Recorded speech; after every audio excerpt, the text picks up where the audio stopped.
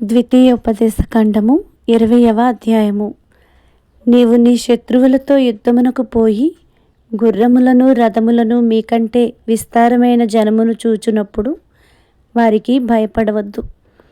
ఐగుప్తు దేశములో నుండి నిన్ను రప్పించిన నీ దేవుడైన యెహోవా నీకు తోడయుండును.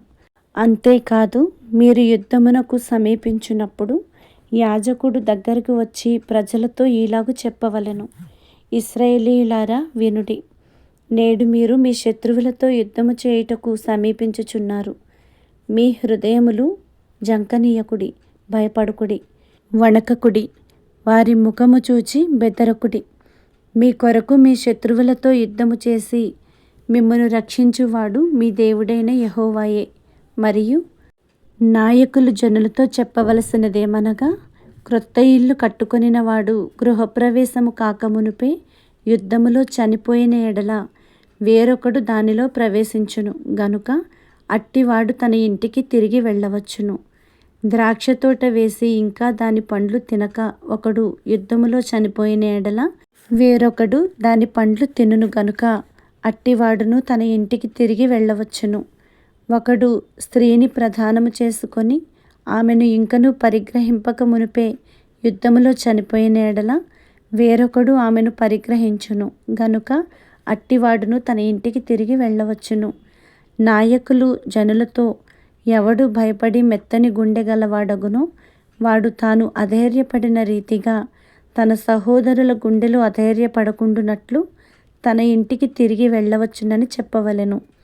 నాయకులు జనులతో మాటలాడుట చాలించిన తరువాత జనులను నడిపించుటకు సేనాధిపతులను నియమించవలెను. యుద్ధము చేయుటకు మీరొక పురము మీదికి సమీపించున్నప్పుడు సమాధానము నిమిత్తము రాయబారమును పంపవలెను. సమాధానమని అతనికి ఉత్తరమిచ్చి గుమ్మములను తెరచిన ఎడల దానిలోనున్న జనులందరూ నీకు పన్ను చెల్లించి నీ దాసులగుదురు. అది మీతో సమాధాన పడక యుద్ధమే మంచిదని ఎంచిన ఎడల దాని ముట్టడి వేయుడి. నీ దేవుడైన యెహోవా దాన్ని నీ చేతికి అప్పగించునప్పుడు దానిలోని మగవారినందరినీ కత్తివాత హతము చేయవలెను. అయితే స్త్రీలను, చిన్నవారిని, పశువులను, ఆ పురములోనున్నది యావత్తును, దాని కొల్ల సొమ్మంతటిని నీవు తీసుకొనవచ్చును. నీ దేవుడైన యెహోవా నీకిచ్చిన నీ శత్రువుల కొల్ల సొమ్మును నీవు అనుభవించుదువు. ఈ జనముల పురములు కాక నీకు బహుదూరముగా ఉండిన సమస్త పురములకు మాత్రమే ఈలాగున చేయవలెను.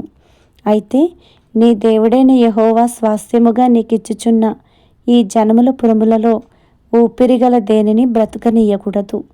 వీరు అనగా హిత్తీయులు, అమోరీయులు, కనానీయులు, పెరిజ్జీయులు, హివ్వీయులు, యెబూసీయులను వారు తమ తమ దేవతల విషయమై చేసిన సమస్త హేయ కృత్యముల రీతిగా మీరు చేసి నీ దేవుడైన యెహోవాకు విరోధముగా పాపము చేయుటకు వారు మీకు నేర్పకుండునట్లు నీ దేవుడైన యెహోవా నీకు ఆజ్ఞాపించిన ప్రకారముగా వారిని నిర్మూలము చేయవలెను.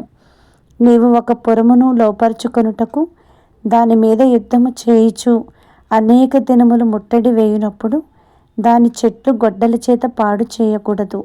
వాటి పండ్లు తినవచ్చును గాని వాటిని నరికివేయకూడదు. నీవు వాటిని ముట్టడించుటకు పొలములోని చెట్లు నరుల, అట్టి చెట్లను నీవు కొట్టకూడదు.